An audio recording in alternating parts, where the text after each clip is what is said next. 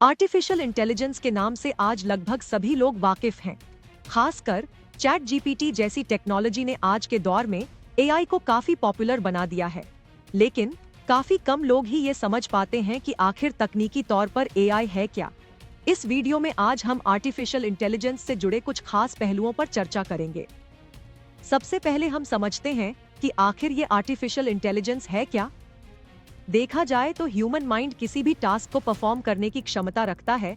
वहीं जब मशीन किसी काम को इंसानों की तरह सोच समझकर करने लगे तो वो आर्टिफिशियल इंटेलिजेंस कहलाता है। हालांकि एडवांस होती टेक्नोलॉजी के साथ साथ इस डेफिनेशन में भी कई बदलाव हुए हैं। एआई की शुरुआत 1950 में हुई थी।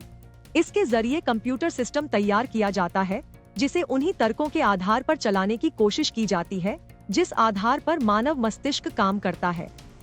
एक्सपर्ट्स का मानना है कि किसी परेशानी का सॉल्यूशन खोजने, नए आइडियाज जनरेट करने और चीजों में सुधार करने को ही इंटेलिजेंस कहते हैं। कुछ समय पहले तक सिर्फ इंसान ही इंटेलिजेंट होने की परिभाषा में फिट बैठते थे, लेकिन अब मशीनें भी इंटेलिजेंट हो गई हैं और ह्यूमन माइंड की तरह काम करने लगी है। आर्टिफिशियल इंटेलिजेंस की दुनिया में आज का सबसे पॉपुलर टूल चैट जीपीटी है और इस टूल का आज सबसे ज्यादा इस्तेमाल भी हो रहा है। ये tool human like text generate करने की खूबी के साथ बहुत से कामों को आसान बना रहा है। हाल के दिनों में ये भी देखा गया है कि एआई की खूबियों के साथ साथ इसके कई नुकसान भी नजर आ रहे हैं।